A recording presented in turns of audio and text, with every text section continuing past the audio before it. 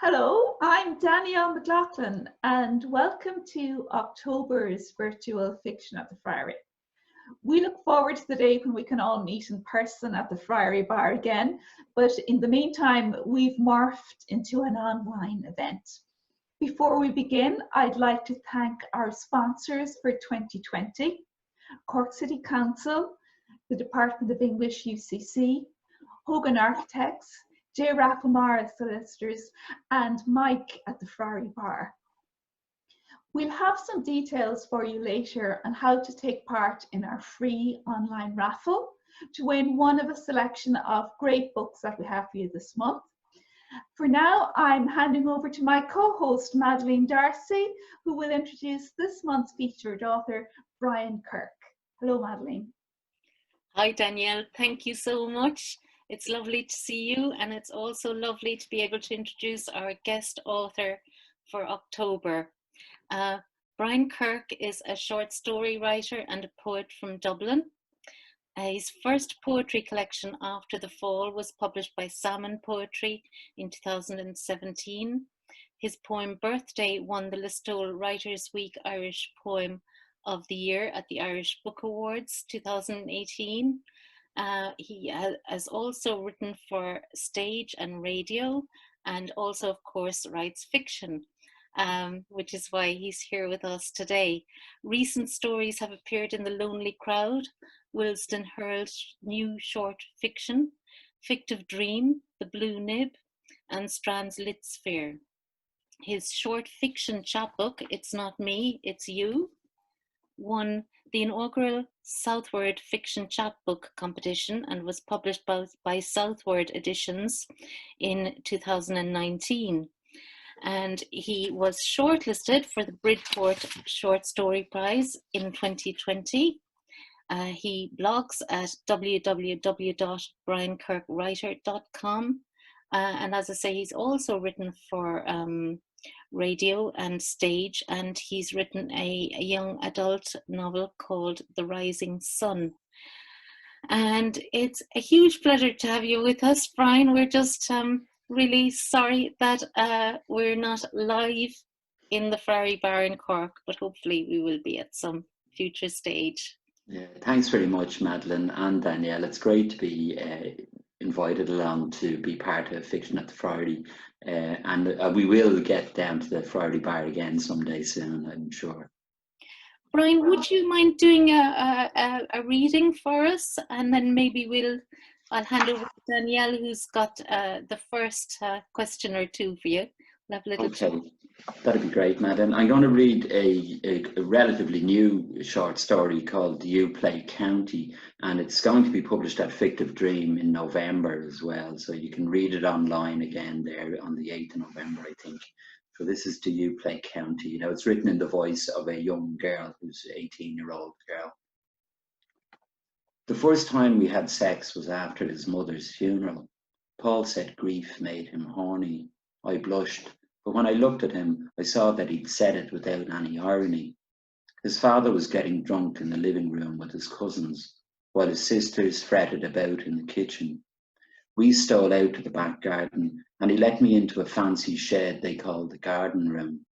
We lay down on a makeshift sofa bed, and it was over in seconds. He didn't say anything while we tidied ourselves up before going back inside. I tried to catch his eye so I could smile at him, to let him know that everything was all right, but he wouldn't look at me. He cried that evening when we said goodbye after he walked me home, even though I was the one who was sore. I felt sorry for him. His mother had been dying for months. I knew his heart must be breaking, but he never let it show. I wanted to visit her with him at the hospice near the end, but he wouldn't hear of it. He couldn't understand why I'd want to go to a place like that. I felt peculiar then, like I'd disclosed something appalling about myself. It's not that I wanted to see his poor mother wasting away. I just wanted to be some sort of comfort to him, and to her maybe, to let her see that he would have someone looking out for him after she was gone. It was common knowledge that his father and mother led separate lives under the same roof for years. I never asked him about that. He was extremely loyal to his family and to his father in particular. Paul's dad was never rude to me, but he never spoke directly to me either. "Would you not make that girl a cup of tea?" he'd say, while I stood beside his son like a spare wheel in the kitchen.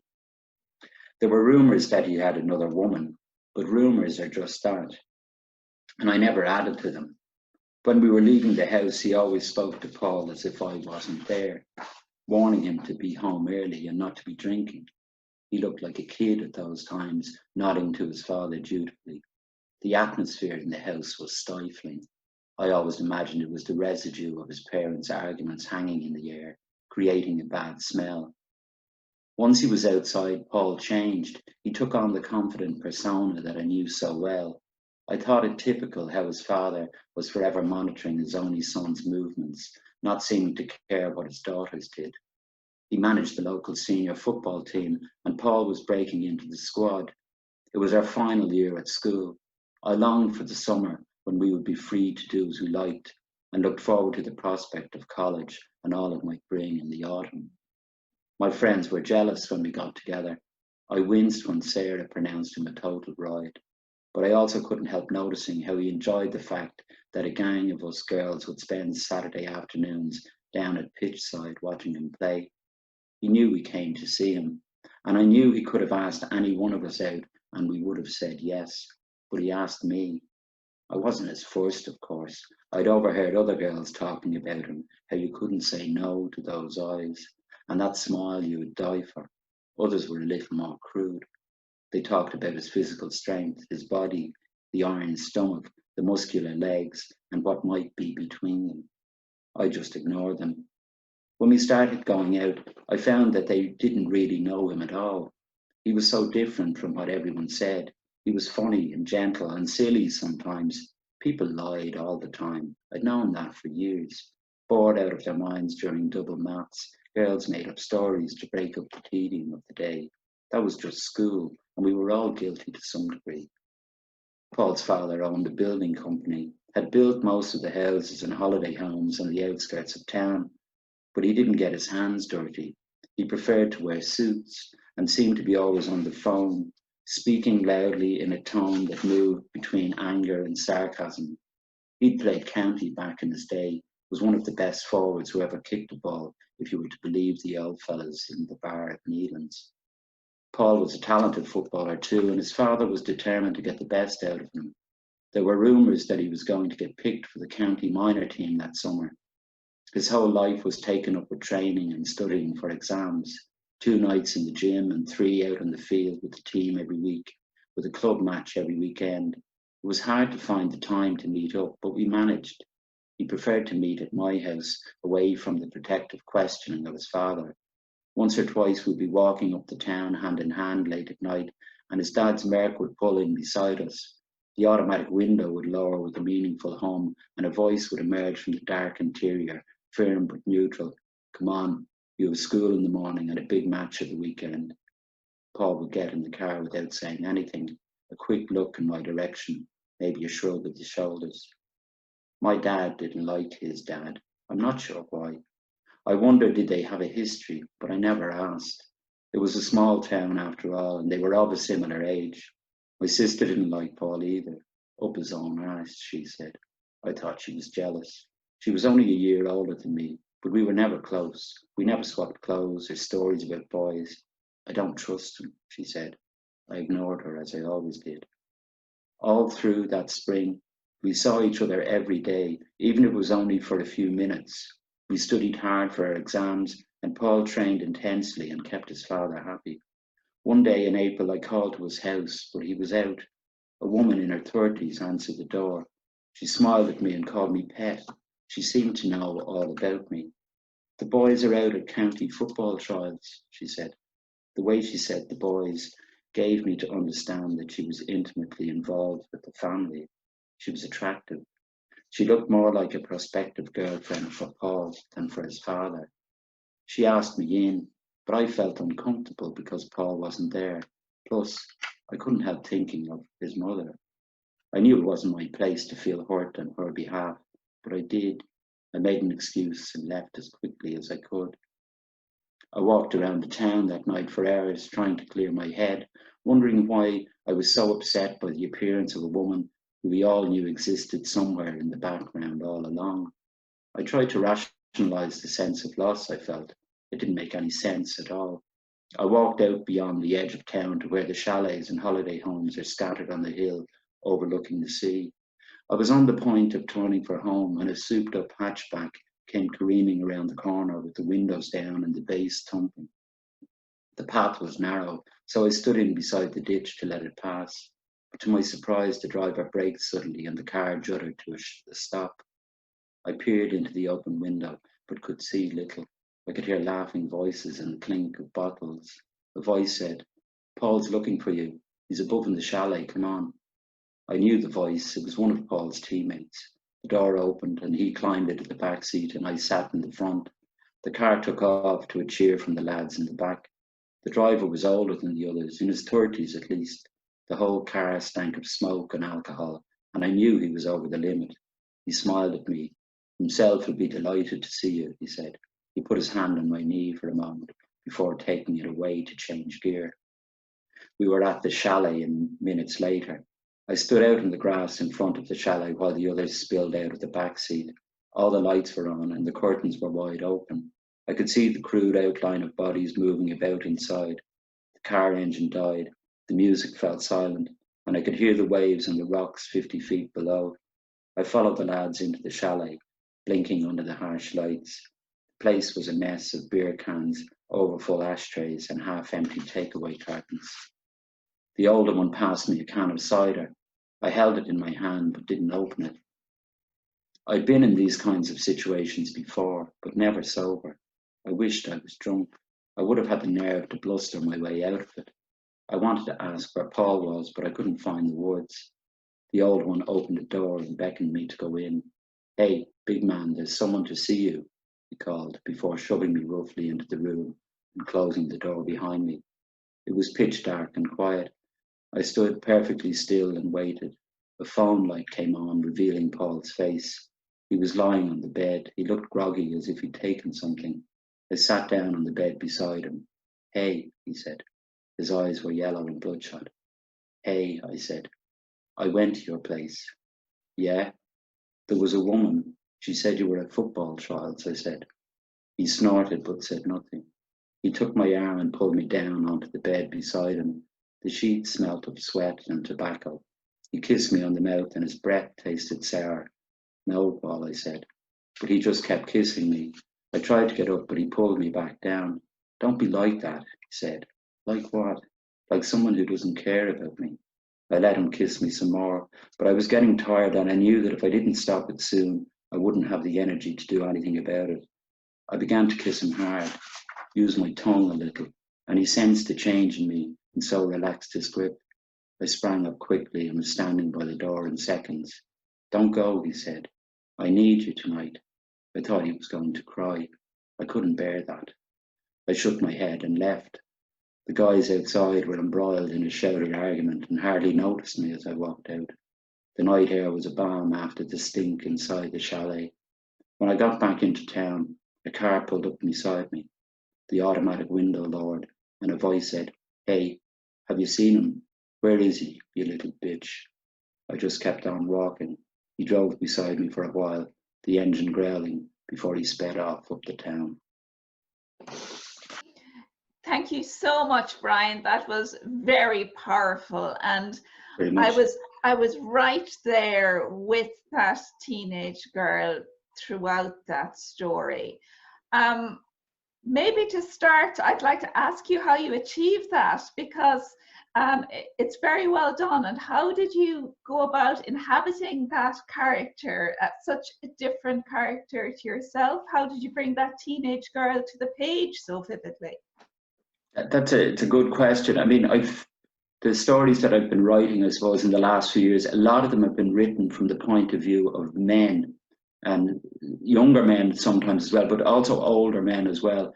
And I seem to have been kind of ploughing a furrow of examining where men go wrong, because they go wrong all the time, you know, they make terrible mistakes. So in recent years, I found myself wondering about the other characters in these stories are usually women, because a lot of my stories are about relationships anyway, in the the 3 stories in the chapbook are all about relationships and failure, I suppose, of relationships. So I started to write a couple of stories from a female point of view as an exercise to see, you know, to kind of give them a bit of agency and a bit of voice in the whole mix, if you like, of what a collection of stories could do. I thought if I have a series of stories that are all told from one perspective only, it's not going to give a true, real picture of, you know, what life can be like. So that's that particular girl. If you like, that Paul could have been the main character in a story that I might write, because there is, for want of a better term, there's kind of this toxic masculinity, for want of a better term, that appears in some of my stories. Or a lot of times it's just men being stupid or foolish, you know, but it can be harmful to people around them, you know. So in the same way, so Paul on the face of it might seem like a reasonable and okay sort of guy, but I wanted to show him from the point of view of someone who he's really affecting in a very negative way, in a positive way to some extent, but then in a very negative way. So that's where she came from.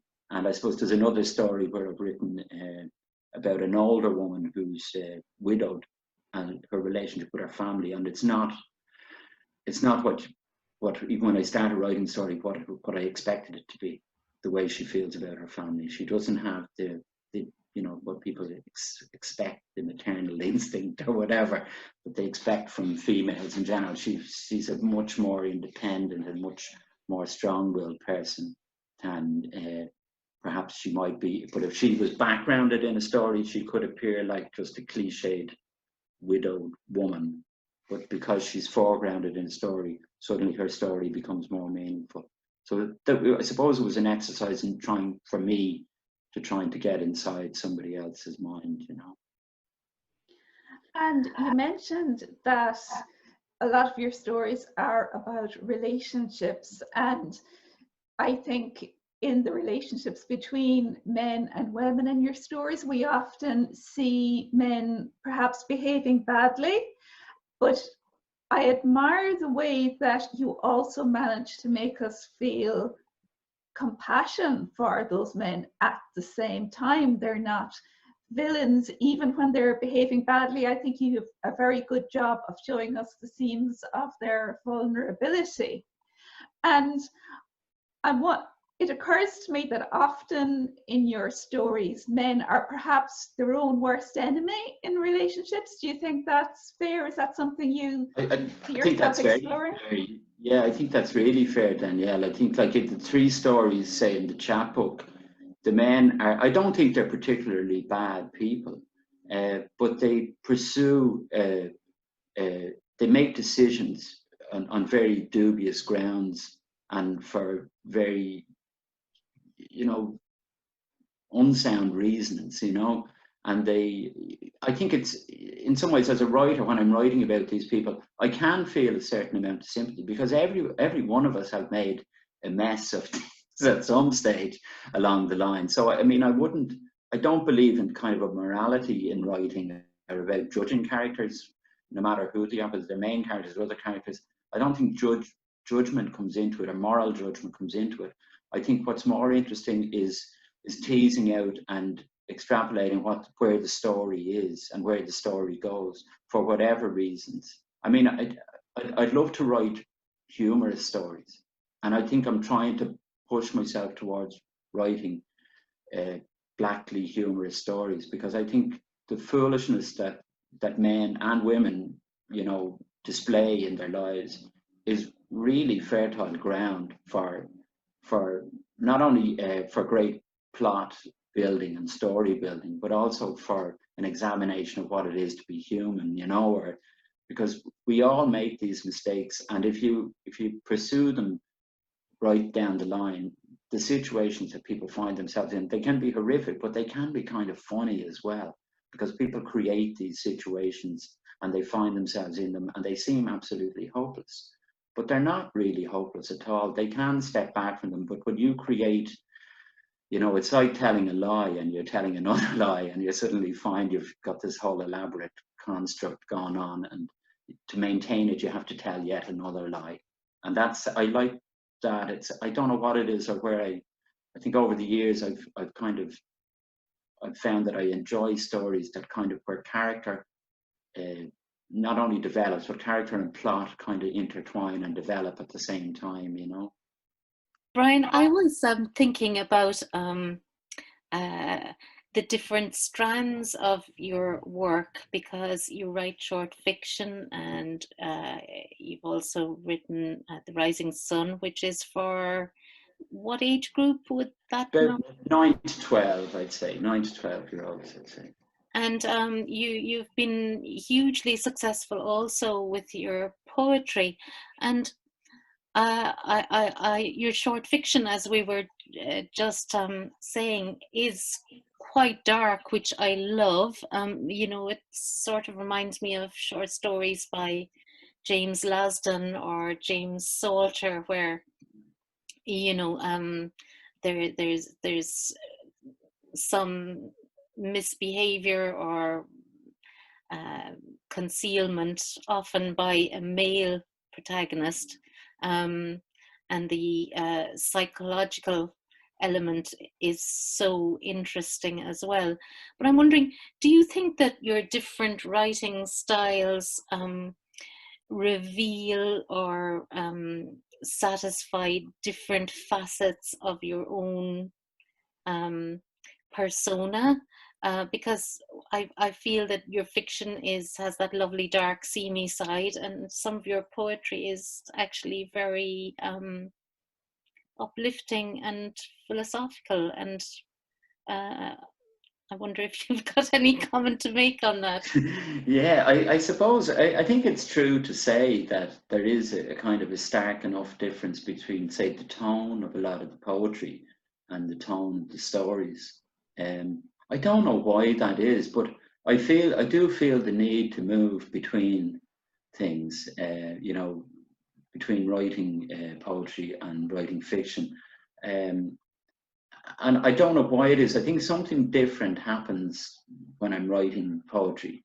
A lot of my poetry is based on memory and personal experience, and reimagined memory a lot of the time.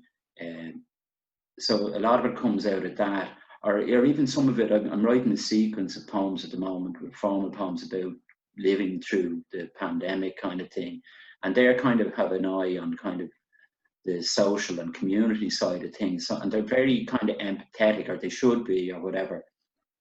And that's where I'm coming from. So there seems to be a kind of a kind of a balm influence in the poetry side of things. But when it comes to fiction, I like to kind of torture the characters, or push them into places where they get uncomfortable and things. And I think that's because that's the fiction I like to read as well. You know, I'm really pleased to hear you say James Salter. I really, really admire his work.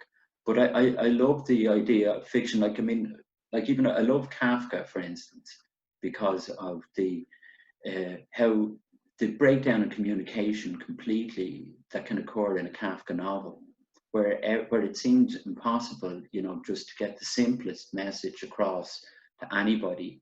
It seems to me to be an incredible achievement. And so when I'm writing fiction, I think mentally and, you know, whatever, spiritually, I'm in a different place than when I'm writing poetry for some reason. I don't know why that is. I really, but I can acknowledge it. I do acknowledge it. It is a different place. And like writing the children's book, again, although it was fiction, I suppose because I knew I was writing a book for kids, it has a different tone and mood to it completely, you know, simply because you can't really write the way I write short stories in a children's book, you know what I mean? You just couldn't. It wouldn't be good, you know. I think it's absolutely incredible that you can work in so many different literary forms, Brian. But on a practical note, I mean, how do you do it? Do you get up in the morning and say, this week I have devoted to redrafting a short story? Or do you wake up in the morning and say, today I just feel like writing a poem and I'm going to write a poem? Or how do you manage, or does this just flow naturally that one comes from another? Yeah, it kind of, you can't really do the two at the same time, Madeline, you know, but I can kind of switch from day to day and week to week. So I suppose when the lockdown started, I was kind of, I had gone back to a novel that I was writing last year, and I was trying to work on that at the start of lockdown. And I did a lot of work on it, trying to get a first draft finished. So I was kind of, that was all I was doing. I wasn't writing any poetry, I wasn't doing anything else. But then when I got this idea for the formal sequence of poems, and I got some funding through the Arts Council, I thought, oh God, I better start writing these. So sometimes a practical thing like that can be a spur. But as a result of that, I kind of, the novel has kind of been sidelined again now. So I have been writing poetry during the summer, but I can find that I can move between short stories and poetry pretty much day to day. So I could get up in the morning if I had an idea or something that I was maybe tinkering about it as an idea for a short story, and maybe I might have a page or two written.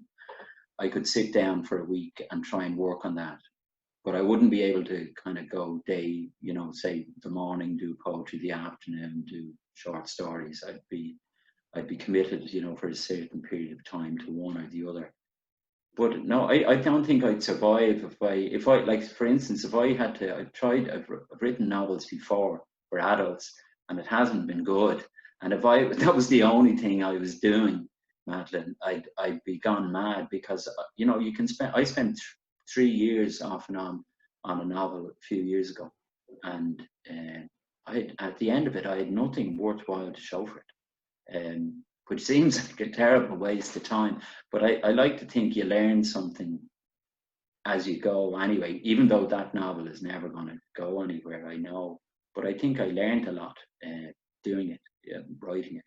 But if I wasn't able to dip my toe in the poetry water, I wouldn't have mentally survived that, you know, I don't think.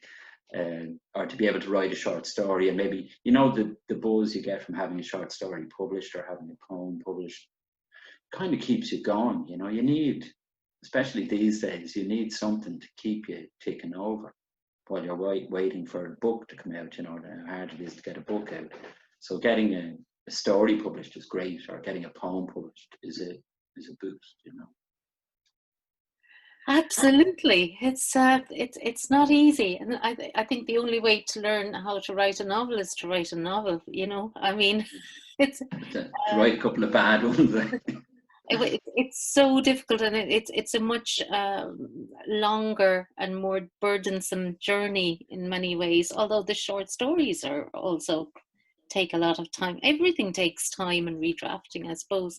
I'm warbling here, Danielle. I'm going to hand back to you. Brian, listening to you talking there about how you write in the different forms, the poems and the stories and novels, I'm wondering how you match an idea with a form. You know, when an idea first lands with you, when the idea arrives, do you know from the very beginning whether it's going to be poem, story, novel, or do you try it with a couple of forms? How does that side of it work? Well, I think I know a poem from a piece of fiction straight away. You know, even the idea from the first inkling I have that there might be something there. I just know if it's a poem or if it's a story. I wouldn't have an idea for a poem and toy with it and then I'll try and write it as a story. I've never done that. I'd know straight away. The difference is with short fiction and maybe trying to write something longer. I've had ideas for short stories that I thought, and written them and been unsatisfied with them as short stories, and thought, oh, that could be it needs more, it could be a novel. And that's the hard one, I think, to kind of decide how much time am I actually going to expend on this piece of fiction writing. I have a story at the moment that I wrote only a couple of months ago, and it's only about 3,000 words as it stands, but I know it's not right. But I have this feeling that it could be a novella or something. Do you know what I mean? If I was prepared to spend the time and really, because again, it's a whole character piece, and you'd want to tease out the characters and really have it, you know, it could be a tight enough time frame in terms of the novella and whatever it is, but I'd really need to kind of broaden the whole expanse of the work really, and let everybody throw a load of detail into it that isn't there at the minute. There's a lot of shortcuts in the way it's written. Like sometimes, you know, people are amazed, oh, short stories are great that you can fit a whole, you know, lifetime in a 10-minute story or a 15-minute story. But sometimes, you know, that's great, but sometimes you think it deserves more, or it doesn't work when you cut it too much. You need to maybe write more. So that's the hardest part, I think, is knowing when to stop. And I suppose as well, another thing, when I was starting out writing short stories, maybe 10 or 15 years ago, when I was kind of churning them out, as it were, trying to write, but I was always writing for competitions or whatever, and might be a 2,000 word limit or 3,000 word limit. So I found out I could only write stories that length. So in the last few years, I've kind of relaxed a bit and let myself write longer stories, like write a 5,000 word short story, even though there maybe aren't as many opportunities for placing it, you know, in terms of publication. But I think it's important that the story, you know, the story shouldn't be hamstrung by any other concern, only the concern to tell it as well as you can. And I think that's the difficulty with knowing what's a novel.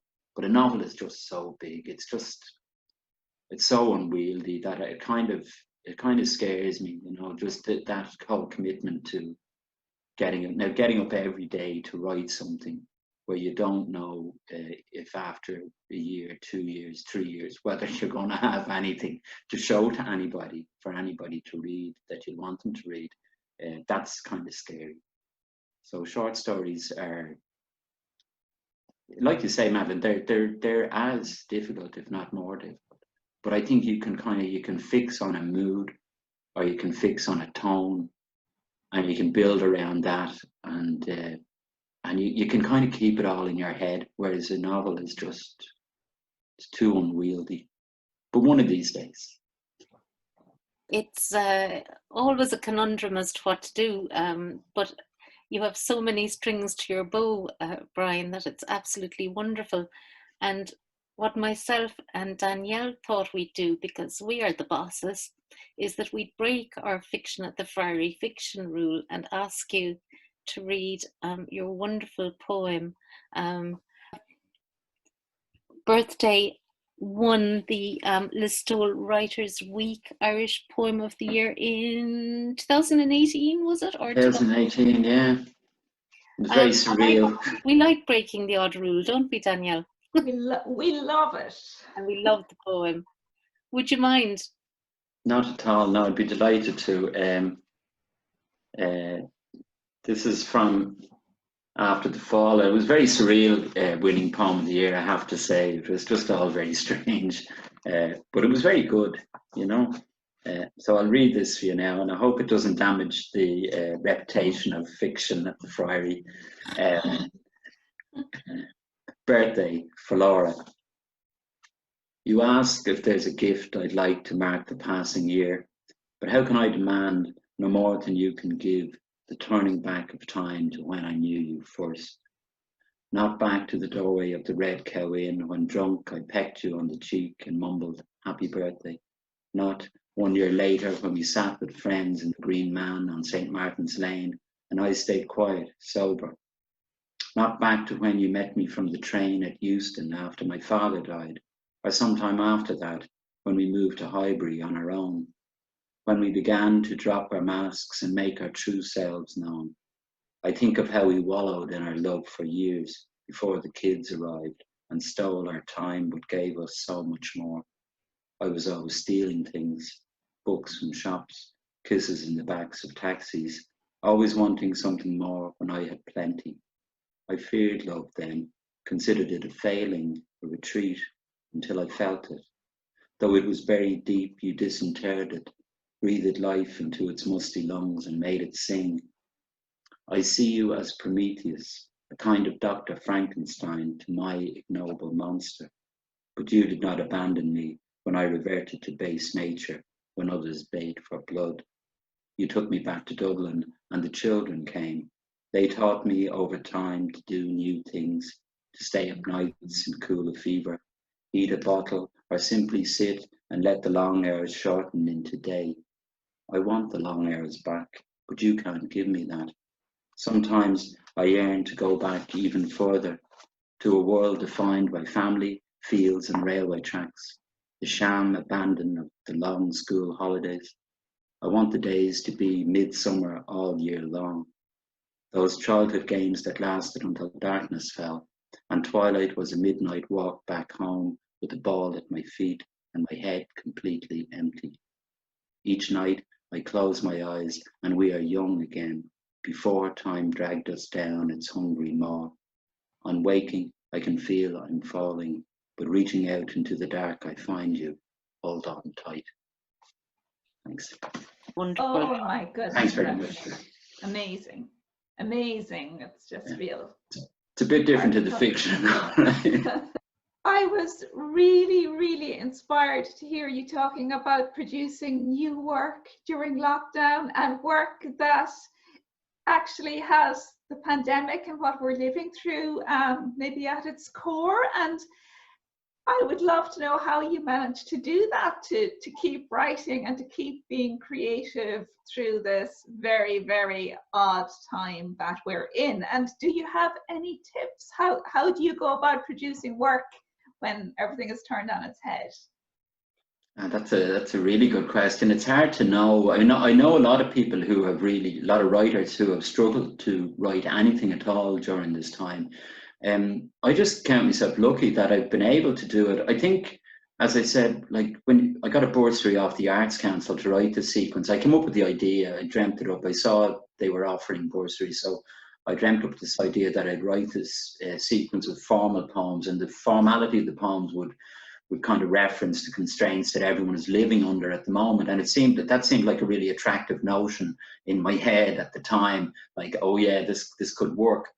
But of course then they said, yeah, you can have the bursary, now go and do it. And one of the things that I had to do as part of it was to make sure that it reached an audience. So I needed, basically, part of the idea was that I would film the poems, or get them filmed or record them somehow so that they could be put on social media. So immediately it suddenly changed from being an idea in my head to being a public thing then.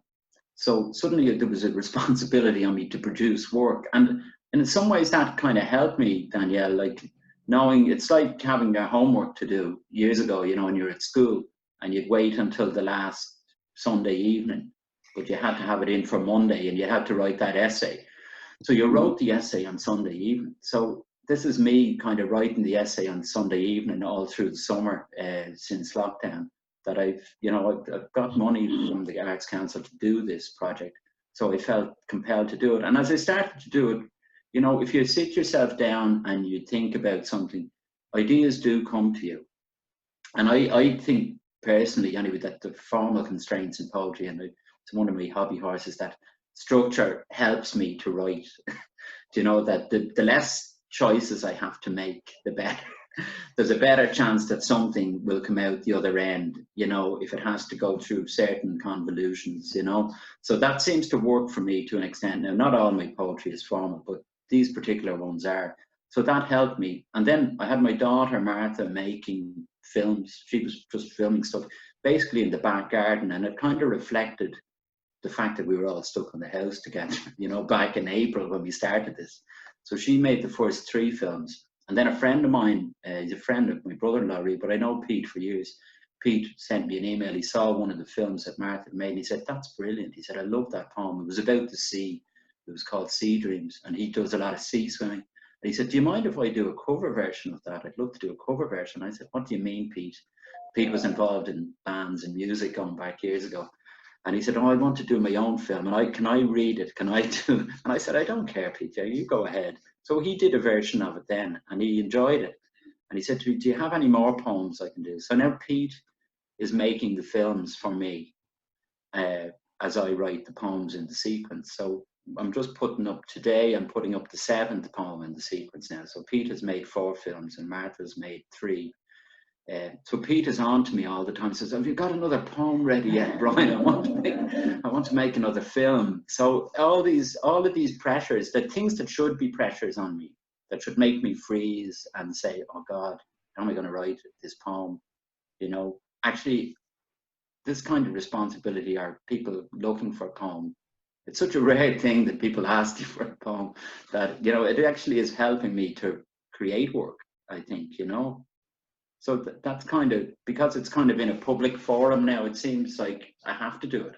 You know, I can't just not show up and tell the Arts Council at the end of the year, oh, I didn't do anything, you know.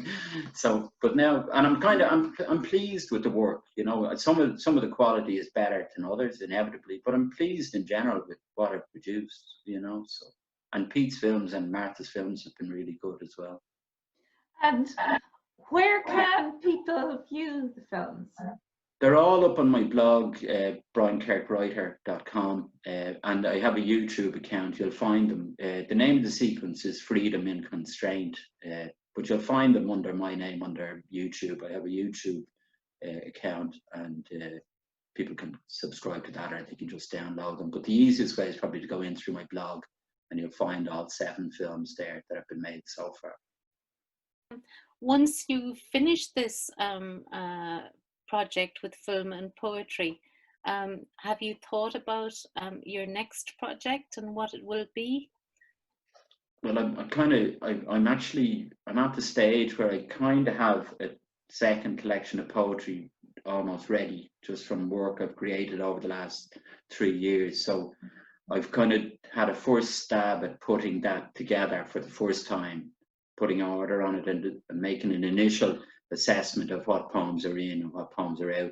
And it's with a friend of mine, John Murphy, who kind of is, if you like, for want of a better word, John is my mentor. He reads all my poetry, but he reads all my work first, really. So John is looking at that for me now, and he'll come back to me and tell me it's rubbish. No, he'll probably tell me, he'll give me advice, and he'll tell me that some poems aren't suitable or don't fit or whatever. But like, I mean, I'd be hoping that Salmon will publish them in the next couple of years, maybe. So I still have a lot of time to tinker with it, you know, while I'm waiting for a slot to get published, the second collection published. So that's happening. I can put that to kind of one side while I'm working on it. I'm trying to get my full story, a short story collection. I'm looking to get a publisher for that at the moment. So I have what I would consider kind of 12 or 14 kind of relatively new stories from the last, say, 5 to 7 years that I think kind of sit together in tone or mood, that I'd be looking for a publisher for. And again, I will write. I'm not forcing myself to write stories. I'm waiting until a story idea comes, and then I suppose the other thing is to go back to that novel and see, can I finish that first draft this year before the end of the year, and see if it has legs. Then when I go back to it next year, you know. But that's enough to be going along. That's achieved so much, because what I hear from a lot of friends who are writers is that the pandemic has hit them very hard, in the sense that they are at home and they do have perhaps time to write, but the anxiety is crippling, and so they've actually found it incredibly hard to think in a creative way. And also, of course, what people don't realize is that sometimes, you know, your entire family is at home with you as well, and that adds a different mood to a dwelling. So even though you think you might have more time, maybe in other ways you don't, or you don't have as much quiet time, let's say. But it sounds like you've been incredibly prolific. That's wonderful. Congratulations. Thank you very much. No, I'm happy once I'm tipping away on something. Like, and I mean, I think that's another kind of positive thing from working in a couple of genres or a couple of fields, is that, you know, you can get an appetite for one thing at different times. You know, you might have an appetite for poetry for a couple of months, and that might wane a little, but it might be replaced by an appetite for fiction or whatever, you know. And sometimes what you're reading or what you encounter in life can send you off on a, or even like the way the pandemic happened, like, I mean, that could have completely thrown me, but in a way it's given me a subject matter to write about now, which I know is not something you really want to be saying, really, but it is. I mean, and a lot of people are. You find you're looking at it. There's a lot of anthologies about the pandemic coming out now, and there's a lot of things like that. So a lot of people are kind of paralyzed by anxiety and not creating. There are still a lot of people who are writing, trying to write their way out of it, if you like, you know. And I mean, we're living in a time where, you know, it's quite unique, really. It's trying to turn that into a positive thing in terms of, you know, the fact that we will never experience this again in our lifetimes, probably. And other generations had to deal with, for example, the World War I or World War II or whatever. But it is difficult sometimes to separate the anxiety from the possibilities, as it were. So Yeah. Thank you so much for those brilliant readings today, Brian, and also for taking the time to chat to us. It's been fantastic having you as a guest author. For those of you listening, we will have a free online raffle. So if you go to our Twitter account at Fiction Friary or our Facebook page, Fiction at the Friary, we'll have details on how you can take part in that free online raffle to win one of a selection of books. And we'll also have a writing prompt for you as well. I think that's it from us for this month. So our thanks once again to Brian Kirk, our featured author, and we'll say goodbye. Thanks, Madeline. Thanks, Danielle. thank you, Brian. Thanks, Danielle. It's lovely to see you both. And thank you, everyone, for watching as well. We miss you.